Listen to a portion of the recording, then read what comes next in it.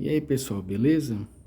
No vídeo de hoje eu vou apresentar uma ideia que eu tive, um modelo de construção de linguagem baseado em contextos. Alguns anos atrás, depois de eu ter estudado algumas línguas como francês, italiano, russo e mais algumas, eu percebi que todo idioma possui um padrão de construção. Então, eu vou apresentar aqui um modelo que possa chegar o mais próximo possível desse padrão de construção das linguagens que hoje existem por aí. Então, vamos lá. Eu chamei de um modelo de construção de linguagem baseado em contextos. Bem, se nós formos pensar bem, uma língua, um idioma, nada mais é do que um sistema de comunicação orientado por contextos. Por que contextos? Porque todo idioma tem determinados assuntos, como por exemplo, natureza, que desse assunto natureza deriva palavras como água, sol, chuva, floresta, etc. Contexto como medicina, que deriva palavras como remédio, médico, hospital, cura, doença, enfermaria e por aí vai. Então, vamos lá.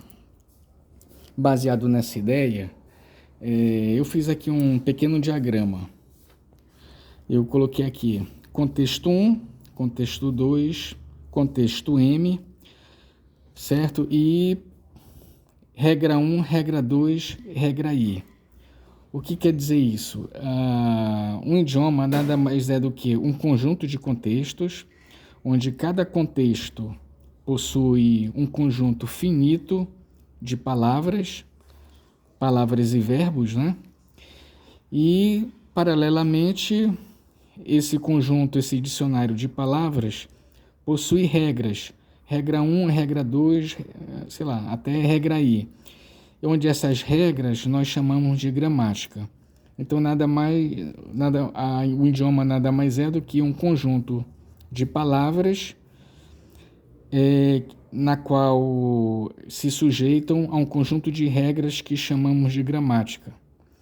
Então, em resumo, uma língua, um idioma, é uma função que, dado um alfabeto alfa, possui um conjunto de regras I, uma gramática, que é aplicada a um conjunto J de contextos, onde I é maior que zero e J maior que zero, e onde I e J são números inteiros, ok?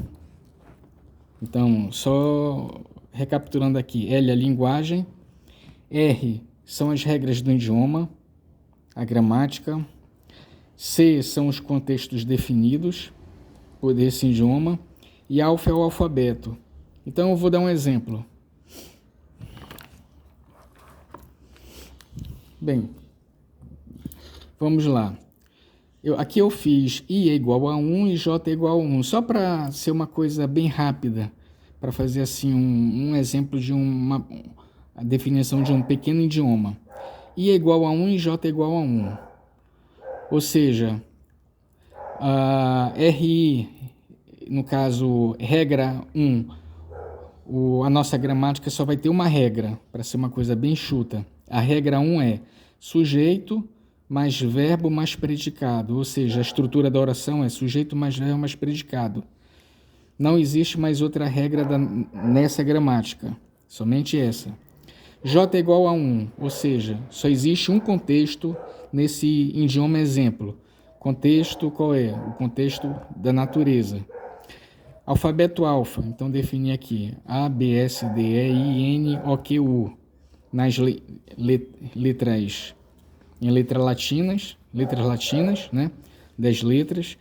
E, respectivamente, eu defini o alfabeto gráfico desse idioma. associada ao A, ao B, ao S, até a última letra que é o U, né?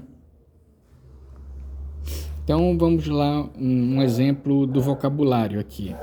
Definir 5 palavras, sua respectiva tradução, né? Rio é am, água é eid, florestas de, terra in, sol ons. E a sua grafia no alfabeto. Como ficaria? Tá.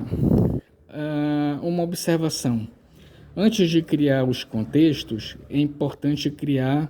é fundamental pensar em criar os artigos, pronomes pessoais, possessivos e demonstrativos.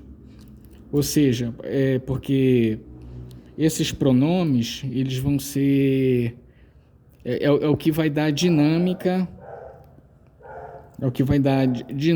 na construção das orações.